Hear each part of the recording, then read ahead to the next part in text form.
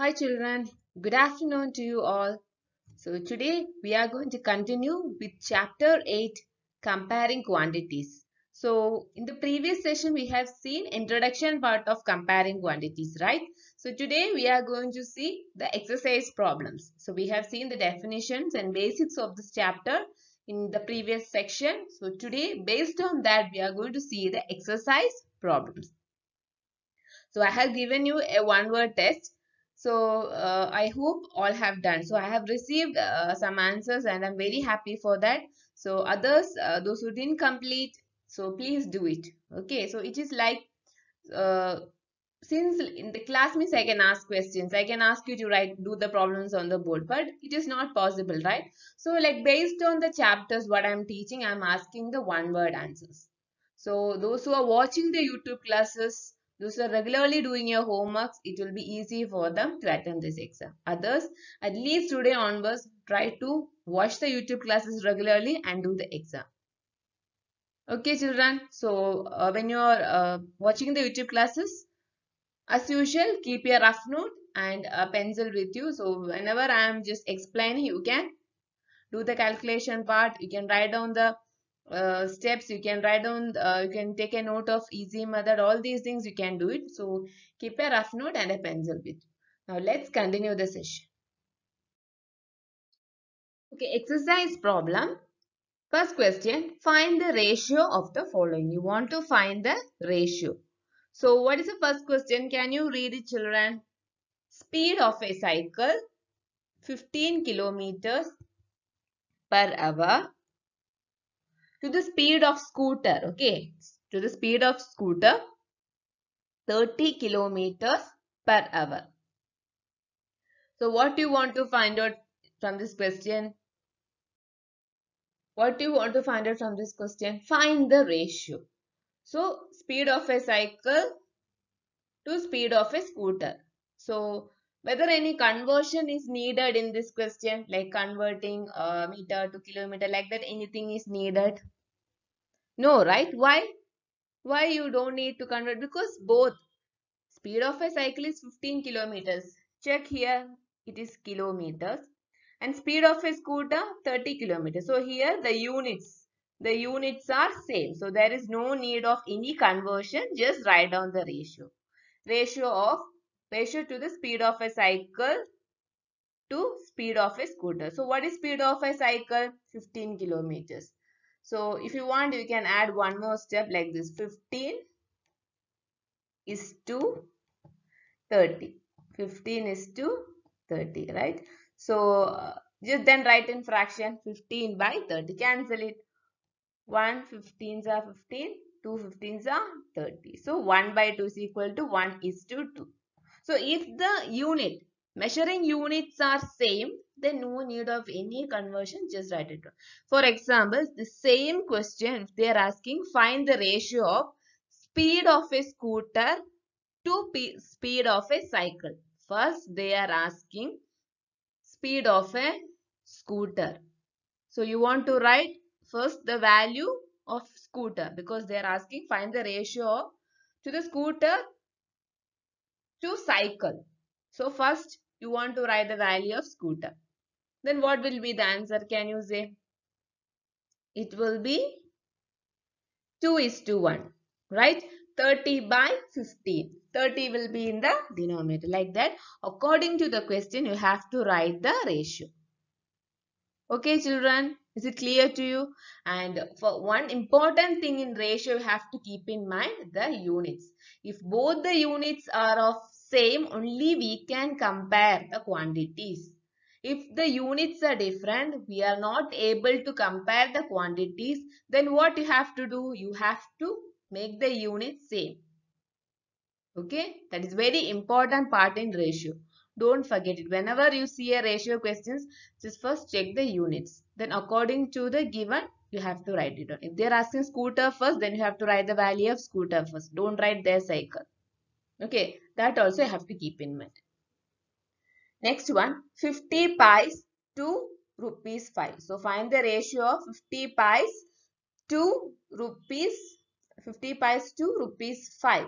So here 1 is in pies the next one is in rupees. So whether it is possible to compare the quantities? No. We cannot find the ratio. Why? Because they are in different units. So what you want to do? You want to make the units same. So we can convert the units. You want to convert the units to same. Both should be rupees or both should be pies. Okay. So 1 rupee is equal to 100 pies. You all know 1 rupee is equal to 100 pies. So required ratio. What is first write it down like this. Required ratio is 50 pies by rupees 5. So we are converting here pies to rupees to pies. We are converting here rupees to pies.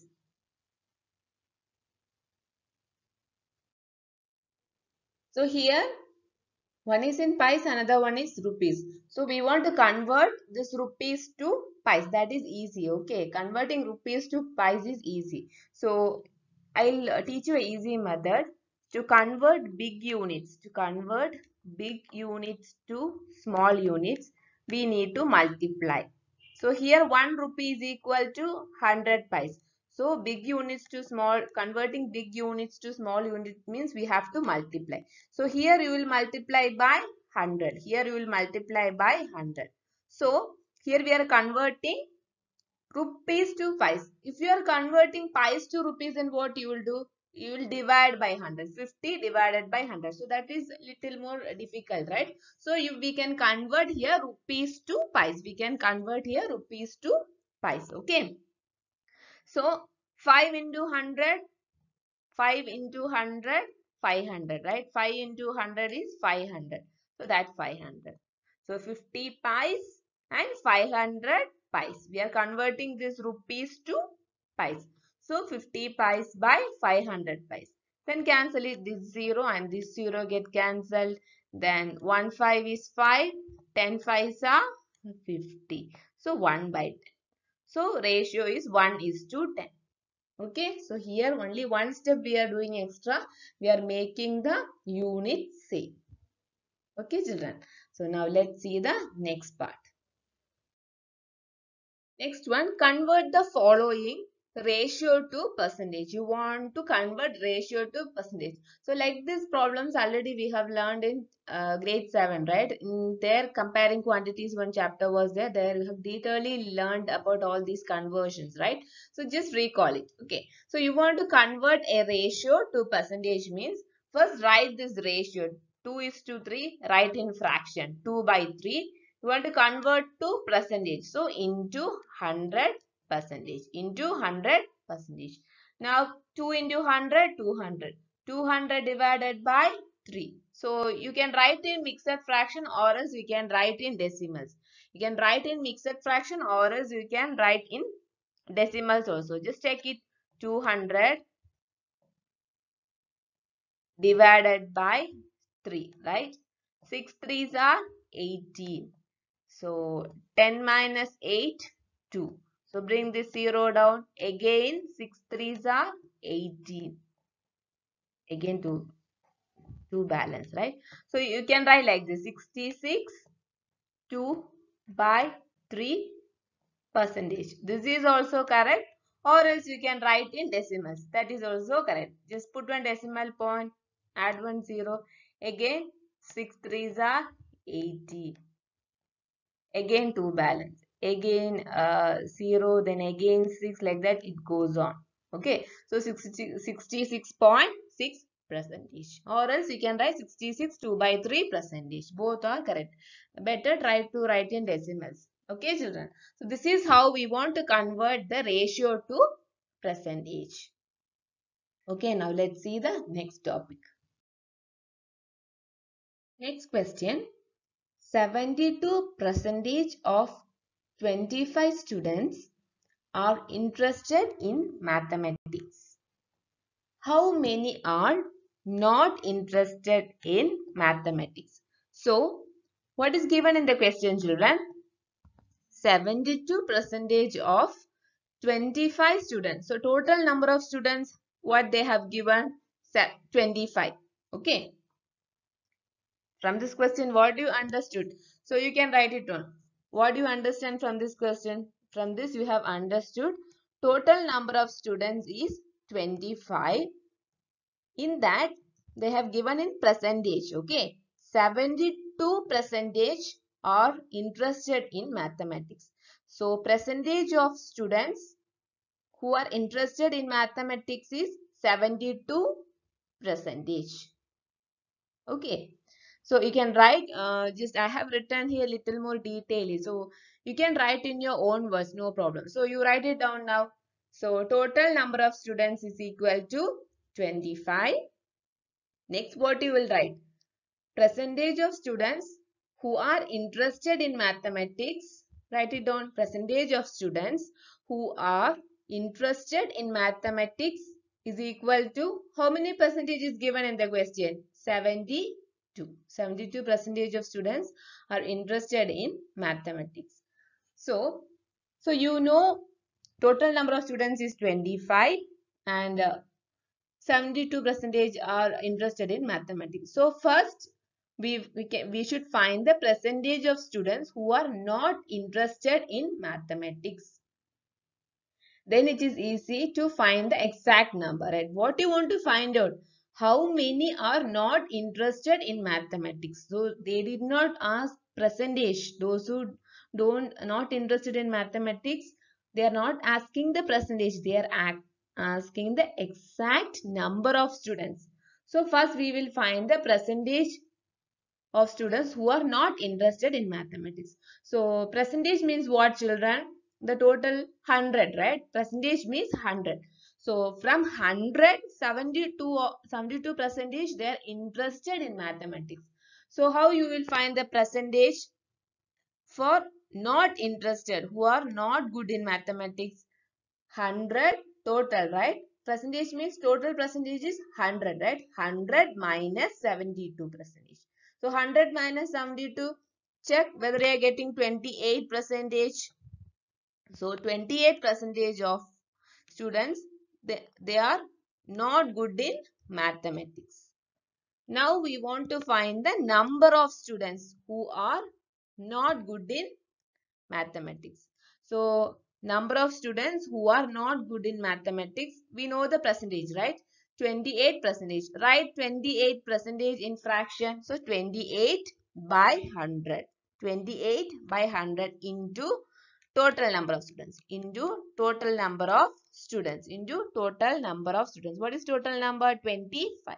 Cancel it.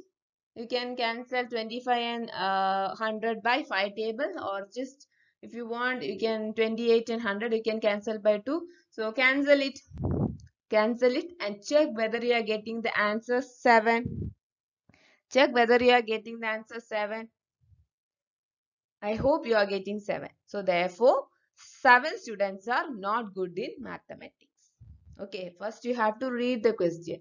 So here percentage of students, those who are good in mathematics is given and total number of students is given. And what they are asking to find?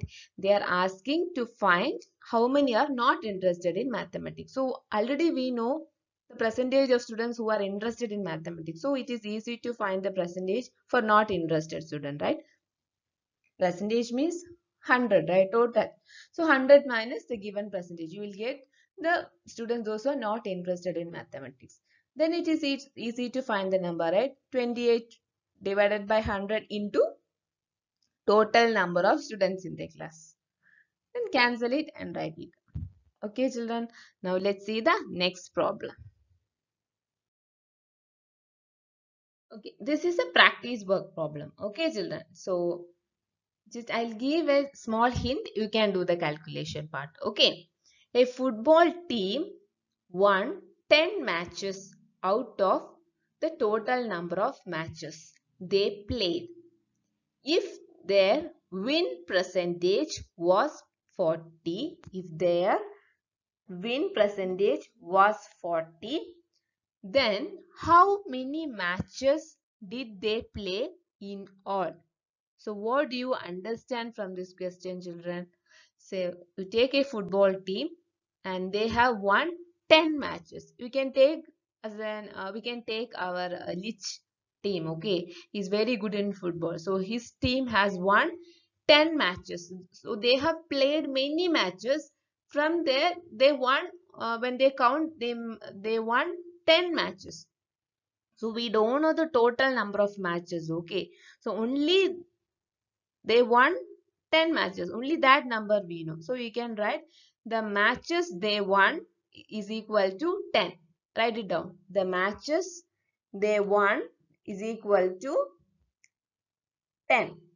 So this is not total. Okay. Total number we don't know. The matches they won is equal to 10. Then percentage, the percentage of their they won, that is given as 40%. Okay, so percentage of matches they win is equal to 40%. So percentage of matches they win is equal to 40%. So that also we know. So we know the total number of matches they won, and the percentage also we know 40%. Now we want to find out then how many matches did they play in all. So we want to find the total number of matches. Okay, it is easy to find out, right? 40%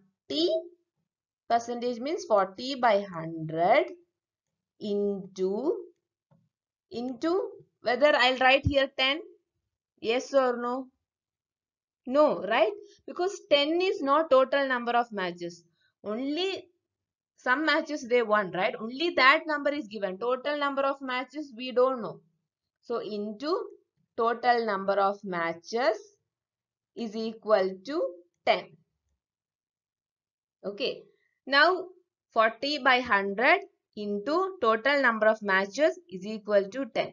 Now you have to do the calculation and find the total number of matches. Okay. This is your homework problem. Do it and take a snap and send to my WhatsApp number. Okay children.